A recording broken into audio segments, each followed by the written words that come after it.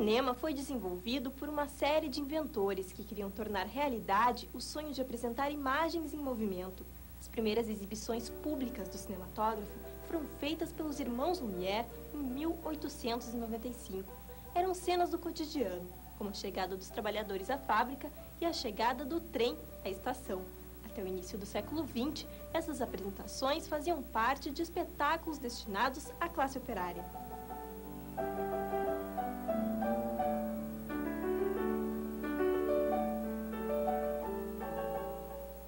Nas primeiras décadas do século XX, o cinema começa a revelar gênios. Entre eles, um menino pobre, filho de artistas fracassados que começa a trabalhar no entretenimento aos 5 anos de idade. Ao longo da carreira, Charlie Chaplin participou de mais de 70 filmes.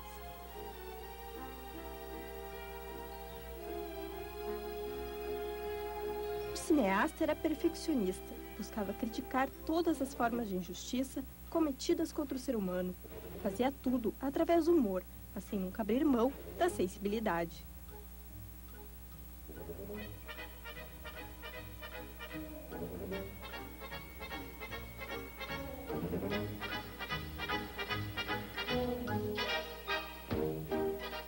O Brasil recebeu as primeiras sessões de cinema 6 meses depois da exibição dos irmãos Lumière, mas não chegou a criar um polo cinematográfico, como aconteceu nos Estados Unidos.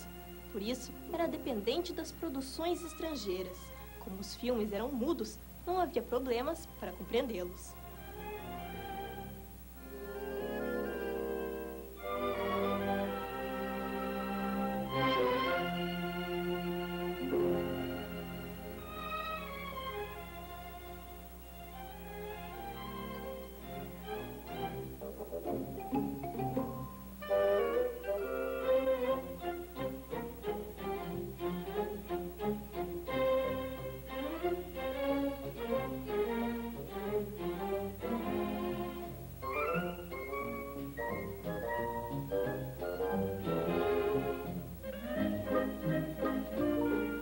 No Museu de Tecnologia da UBRA existe uma seção dedicada ao cinema. São projetores, filmes e câmeras que estão sob os cuidados de José Camilo. Esse projetor aqui é um projetor nacional fabricado em 1960. É um projetor IEC, ele é a válvula, o som dele é muito bom, a projeção muito bom. Temos aquele outro ali, que é um projetor Tertasom, é um projetor também que muito funcionava também nos cinemas de clubes, CTGs, escolas. Era muito usado esse projetor aqui. Seu Camilo trabalha com cinema há 50 anos. O conhecimento foi adquirido na prática diária. Peguei e comecei a trabalhar com carinho as coisas e fui aprendendo. Mas não tive faculdade, não tinha faculdade do mundo. Bom, eu tinha 14 anos, eu trabalhava na cabine de um cinema. Eu trabalhava com um cinema 16mm de um bairro, em Pelotas. E aí foi quando eu comecei a trabalhar nesse cinema, passando filme. Então, começou por ali. E ali nós passávamos em vários locais, assim. Inclusive, tinha lugares que o pessoal não conhecia cinema. Então, na hora de... eles sentavam tudo dentro do cinema, a tela na frente, e os bancos, né? Era banco. Então, o pessoal veio de sentar para o lado da tela, sentar para o lado do operador. Então, na hora, a gente começava, tinha que fazer o pessoal virar para a tela. Em uma oficina, ele conserva e restaura raridades, como este projetor do início do século. Na oficina eu passo a restaurar os projetores que está mais ou menos. Eles não podem ficar mais ou menos, mesmo que sejam filmes assim, projetores que estejam em bom estado. Eu procuro deixar ótimo estado. Seu Camilo guarda também centenas de filmes, entre eles 9,5mm. O caso deste desenho animado da época do cinema mudo.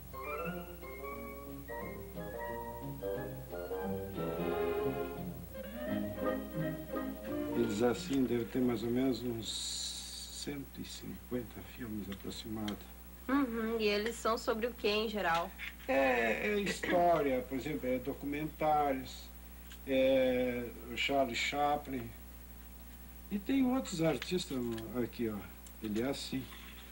Então ele encaixa nessa filmadora aqui. Ele encaixa aqui e vai funcionando, vai rolando aqui. É um sistema totalmente diferente, né? E tem rolo grande também, né? Tem aqui vários títulos de filmes. Esse aqui era um curta-metragem. Esse aqui era muito usado em casa de família, né? Casa de família usava muito esses filmes 9,5. Eles vinham nessas caixinhas aqui, ó. Então esses filmes aqui é muito raro. Esse filme aqui é uma comédia somente com o magro, da dupla gordo e magro. As câmeras são uma atração à parte. Essa aqui é uma câmera Keystone. Ela tem um sistema de corda. Dava corda. Tá?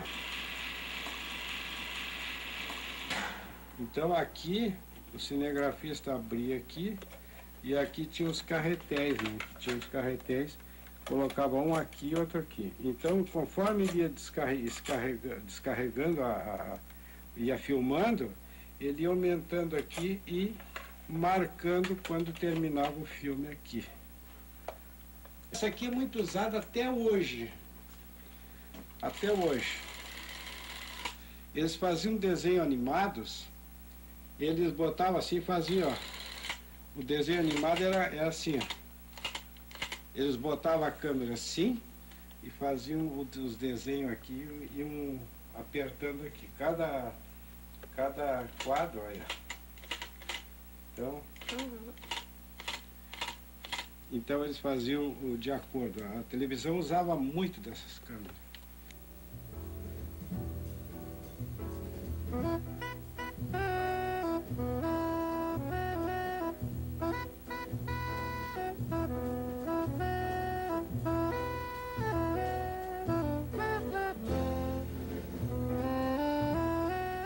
Outra tentativa de preservar a memória do cinema é a criação da Cinemateca Capitólio. Nos anos 20, Porto Alegre inaugurou diversas salas de exibição. A mais luxuosa delas foi aberta em 1928, justamente o Capitólio. O prédio, projetado pelo arquiteto Domingos Rocco, tinha capacidade para quase 1.300 pessoas. Ele foi lançado em 1928, foi inaugurado em 28. Ele era uma referência arquitetônica do lazer e da cultura da cidade.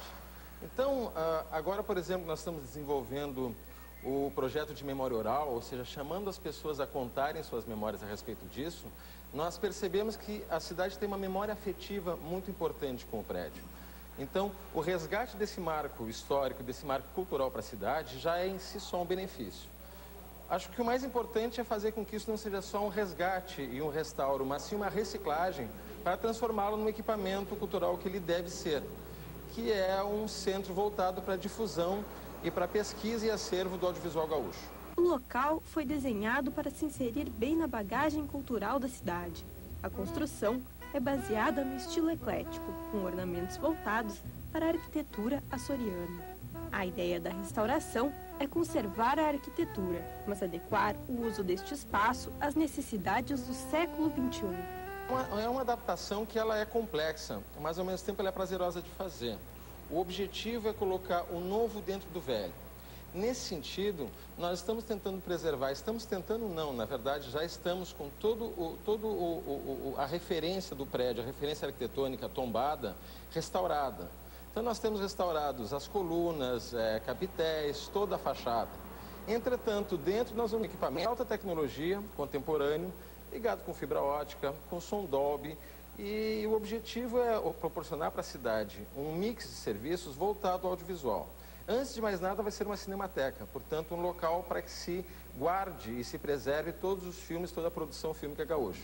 Mas também vai ser uma sala de cinema de rua, vai passar a ser a primeira de Porto Alegre, já que nós perdemos a última, que foi Guarani, que foi fechado, então vai ser a única de Porto Alegre. e, portanto, vai manter também a sua vocação original, arquitetônica, que é uma sala de cinema. Só que, além disso, vai ter um mix de serviços para a população, que envolve biblioteca, mediateca, café, acesso à internet.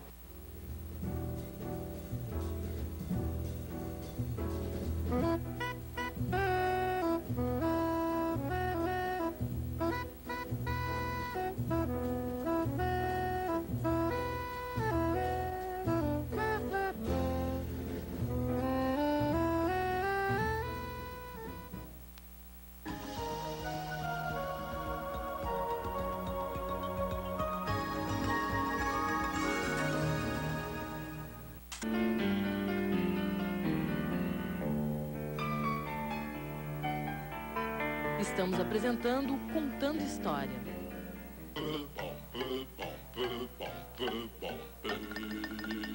Lição número 1. Seu filho vai querer copiar você em tudo. Que tal ele copiar seu hábito?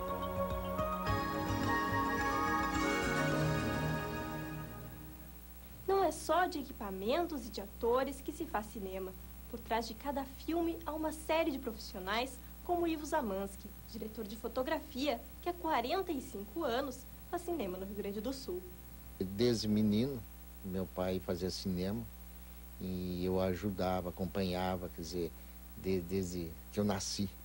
Eu digo, eu fui criado através do cinema e vivi toda a vida no cinema. Aí, com o crescimento, evolução através do tempo, fui aperfeiçoando e aprendendo e me dedicando ao cinema e segui com a profissão de cinema. Então, como eu digo, eu já rodei em torno de 450 mil metros de filme, uma época que só se fazia cinema. E a televisão vinha crescendo, não tinha não havia digital, e a televisão era feito muito deficiente na sua época e veio evoluindo. O cineasta acompanhou a fase áurea e também a mais sombria do cinema brasileiro. Se esperava que o cinema tinha cada cidade tinha uma sala de exibição, né? Eram mais de 500 cinemas no Rio Grande do Sul e se produzia muito filme.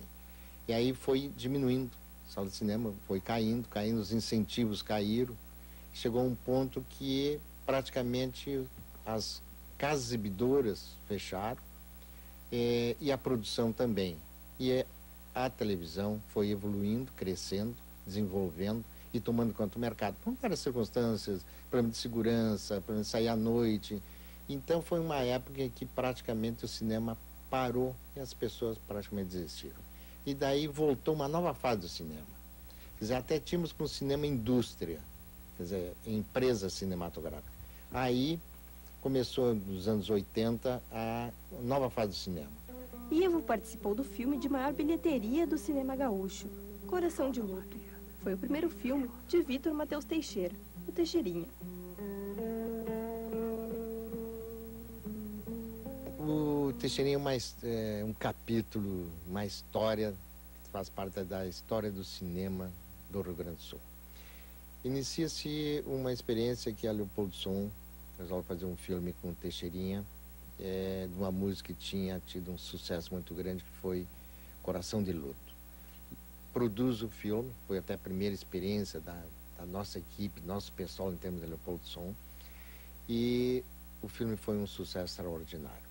Conquistou o Rio Grande do Sul, quer dizer, se calcula que mais da metade da população do Rio Grande do Sul viu o Teixeirinha. E a gente acompanhava nos cinemas do interior, era uma coisa assim extraordinária, em função do nome que ele tinha.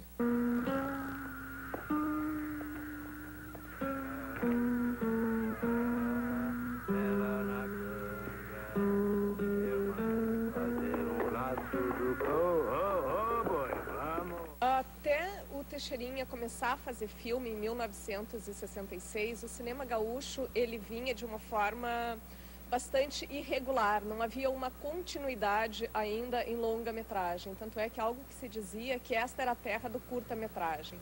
Então, desde os anos 50, havia toda uma dificuldade, e a partir do Teixeirinha e do sucesso que ele fez, em especial com o sucesso do Coração de Luto, começou a haver todo um investimento em cinema no Rio Grande do Sul. Tanto é que em 68 já foi criada uma carteira de investimento para filme longa-metragem aqui no estado. E essa carteira propiciou que vários outros filmes fossem feitos. Então a gente chega desse modo em 1974, ocupando o 3º posto no Brasil em produção de longa-metragem. E tudo isso então teve início com o primeiro filme do Teixeirinha, que foi o Coração de Luto. Coração de Luto foi a primeira música de Teixeirinha a fazer sucesso em todo o Brasil.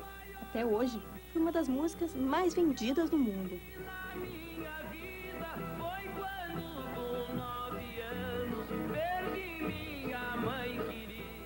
E então passou uma indústria, Teixeirinha ia montar uma indústria de cinema, produzindo, distribuindo os seus filmes. E aí começou que terminaram sendo 12 filmes de longa-metragem. Fazer cinema para o Teixeirinha não era simplesmente... ele não fazia cinema simplesmente porque ele gostava de cinema. Ele começou a fazer cinema porque ele tinha todo um público na música e este público gostava de vê-lo. Então, o primeiro filme veio muito por causa do sucesso da música Coração de Luto. Um produtor, Derli Martinez, disse para ele: olha, por que a gente não aproveita o sucesso da tua música e não faz um filme? E aí esse filme deu muito sucesso. Os outros filmes ele acabou fazendo muito baseado, às vezes até na história das próprias músicas, como Carmen a Cigana, né? Que ele já tinha uma música sobre a cigana Carmen e acabou fazendo um filme sobre isso. Então as pessoas iam assisti-lo porque já conheciam as músicas, porque gostavam dele. Ele era uma pessoa carismática nesse sentido. E os filmes, na medida em que ele começa a produzir os próprios filmes, na Teixeirinha Produções Artísticas, então ele também se coloca no papel principal, ele é o galã, ele é o herói, então se cria toda uma identificação entre ele e este público. E você, o que faz? Ah, eu também sou pobre, mas quase não pude estudar. Caí no batente quando era guri, sou mecânico de automóvel, trabalho numa oficina ali na Rua das Dores. Bom, eu queria ser cantor. Já tentei as estações de rádio e televisão, mas eles querem patrocinador. E quem é que vai patrocinar um cara desconhecido? No Rio Grande, tinham pessoas no interior do estado que, na verdade, nunca tinham ido ao cinema. E muitas das histórias que eu li eram dessas pessoas organizando caravanas para virem, por exemplo, até Porto Alegre ou até a cidade mais próxima onde tivesse um cinema. Então, às vezes, saíam caravanas inteiras do interior para que as pessoas pudessem ver os filmes do Teixeirinha. No Cinema Vitória, que há uns anos atrás era uma sala bastante grande, né? Tinha mezanino, tudo. No Cinema Vitória ele fazia os lançamentos dos seus filmes. Tinha tapete vermelho, tinha público vestido com roupas de gala, tinha toda uma expectativa em torno, tinha a cobertura da imprensa, embora necessariamente os críticos não gostassem dos filmes do Teixeirinha, havia sim uma cobertura que era feita para o lançamento desses filmes. Então acabou sendo algo que movimentou as pessoas não só para os filmes deles, mas também para outros tipos de filmes que foram feitos dentro desta mesma temática, né, de filmes populares. Conquistou o mercado gaúcho e brasileiro.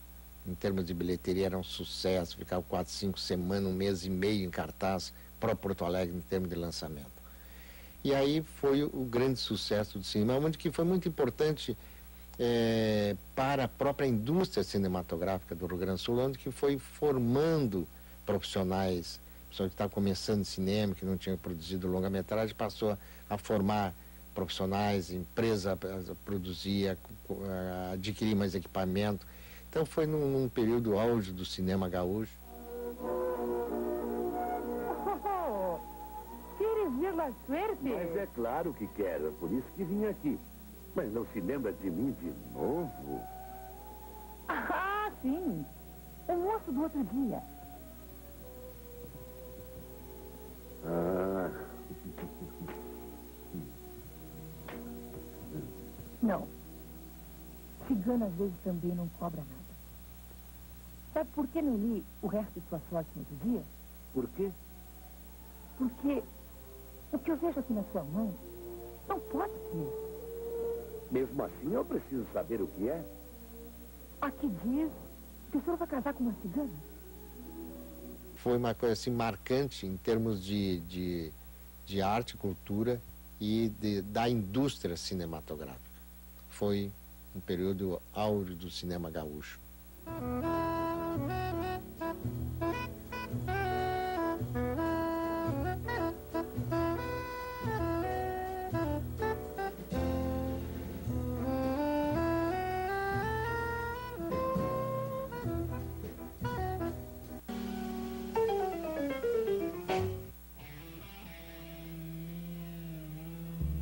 O programa Oficina de Arte de Amanhã vai mostrar como se cria